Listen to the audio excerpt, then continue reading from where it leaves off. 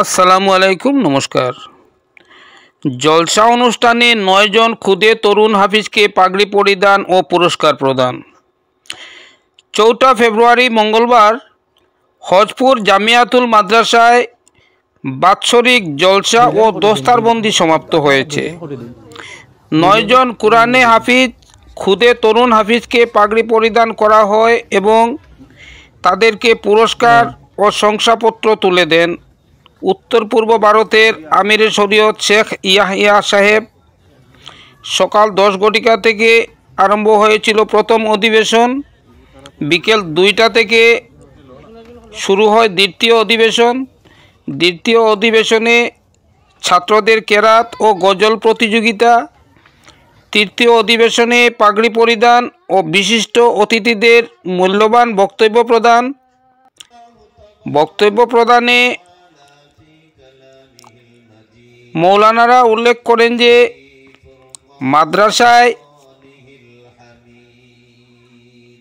মাদ্রাসার শিক্ষার সাথে সাথে সাধারণ শিক্ষায় উচ্চশিক্ষিত হওয়ার জন্য বক্তব্যে প্রকাশ করেন।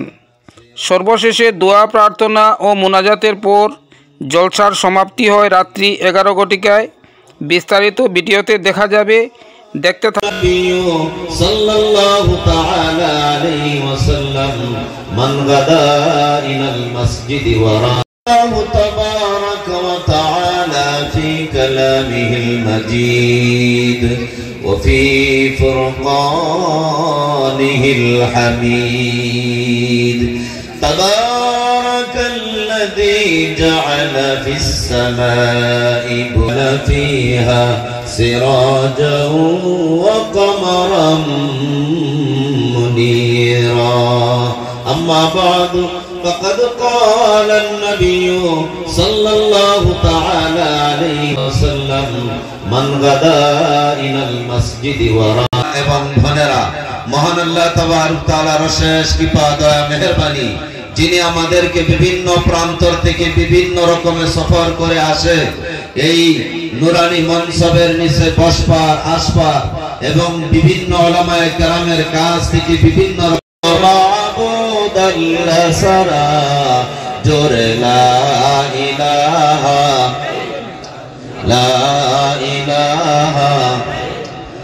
আদম নবী সফিউল্লাহ দাউদ নবী খলিফাতুল্লাহ মোহাম্মদ তুমি পিয়ারা হাবিবুল্লাহ জোরে লা ইলাহা আর জোরে লা ইলাহা ইল্লাল্লাহ মুহাম্মাদুর রাসূলুল্লাহ সাল্লাল্লাহু আলাইহি ওয়াসাল্লাম। গোবিন্দপুর জামিয়া মাদানিয়া খানকাহে মাদানিয়ার বাৎসরিক মহাসম্মেলন উপস্থিত হওয়া এবং আজকের রাইসুল জামিয়া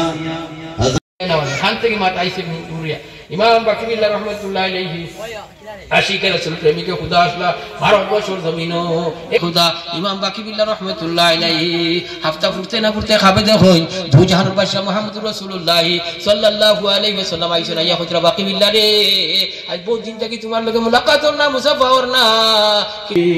সুনার নবী আকাইন আল্লাহর কাজদারে মদিনা সরকারে দু আলম ছেড়েছিল ফরমাইলা বাকিবিল্লাহ রে তোমার বিষাক্ত বেমার শিফা হয়ে যাবে কি তুমি ভালো হয়ে যাবে, তোমার এক জায়গা আমি কইয়া দেব না, যাও তুমি দোয়া করাও। ইমাম বাকিবিল্লাহ রাহমাতুল্লাহ আলাইহি করিয়া দিবা। ইমাম বাকিবিল্লাহ বাগদির মুদরসার মধ্যে গেছেন ভারতবর্ষের আশিক রাসূল প্রেমিক খুদা হযরত বাকিবিল্লাহ যে সময় গেছেন মুদরসার তালে বাবা রইছেন ওয়েলকাম স্বাগতম মাহলান সালান হে অতিথি হে মহান হইয়া বারইছেন। ও সময় ইমাম বাকিবিল্লাহ তোলামারিয়া কইলা না যারা যারা খানজি কইলা আমি ওয়েলকাম স্বাগতম আর প্রশংসা আর আমি অভিনন্দন ভাইবার লাগি তোমার তার কাছে আইছি না, আমি তোমার তান্তে যদি দোয়া করাইতাম আমার বিষাক্ত বেমার আল্লাহ শিফা করিয়া দিতা। ইমাম বাকিবিল্লাহ মুদরসার তালে বাবা হইয়া দোয়া করছেন। মুদরসার ভিতরে আমাইয়া জানে না আমরা বেমার পড়লে আমরা ইয়া খতম করে দোয়া করেন সবাই ইনশাআল্লাহ। আল্লাহ হযুর মুসলমান হলে আসসালামু আলাইকুম দাদু ভাই। ওয়ালাইকুম আসসালাম। তোমরা সবাই কেমন আছো দাদু ভাই? আলহামদুলিল্লাহ আমরা ভালো আছি। আপনি কেমন আছেন দাদা? আলহামদুলিল্লাহ, আমিও ভালো আছি।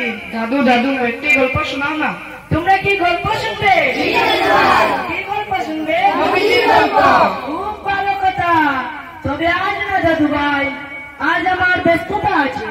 তবে আমি আগামীকালকে তোমাদেরকে গল্প শোনাবো, ঠিক আছে?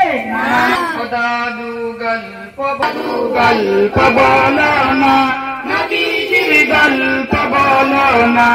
ও দাদু গল্প বলো না, নবীজির গল্প বলো না। ও দাদু গল্প বলো না, নবীজির গল্প বলো না। আমার নবী প্যারা নবী, আমার নবী প্যারা নবী, আমার নবী প্যারা নবী, নেই তার তুলনা। গল্প বলো না, নবীজির গল্প বলো না। ও দাদু গল্প বলো না, নবীজির গল্প বলো না। মক্কা নগরীতে নবী জন্মিয়াছিলেন, মা আমেনার কোল জড়িয়া এইভাবে আসিলেন। মক্কা নগরীতে নবী জন্মিয়াছিলেন, মা আমেনার কোল জড়িয়া এইভাবে আসিলেন। মক্কা নগরীতে নবী জন্মিয়াছিলেন, মা আমেনার কুল জড়িয়া এইভাবে আসিলেন। জন্মের আগে বাবাকে, 6 বছরে মাকে। জন্মের আগে বাবাকে, 6 বছরে মাকে। জন্মের আগে বাবাকে, 6 বছরে মাকে। একে একে সব হারালেন, আপন রইল না। দাদু গল্প বলো না, নবীজির গল্প বলো না। ও দাদু গল্প বলো না, নবীজির গল্প বলো না। আমার নবী প্যারা নবী, আমার নবী প্যারা নবী, আমার নবী প্যারা নবী, নেই তার তুলনা। গল্প বলো না, নবীজির গল্প বলো না। ও দাদু গল্প বলো না, নবীজির গল্প বলো না। মক্কাবাসী নবীজিকে আলামিন ডাকিতেন, অর্থ সম্পদ তার নিকটে আমানত রাখিতেন। মক্কাবাসী নবীজিকে আলামিন ডাকিতেন, অর্থ সম্পদ তার নিকটে আমানত রাখিতেন। মক্কাবাসী নবীজিকে আলামিন ডাকিতেন, অর্থ সম্পদ তার নিকটে আমানত রাখিতেন।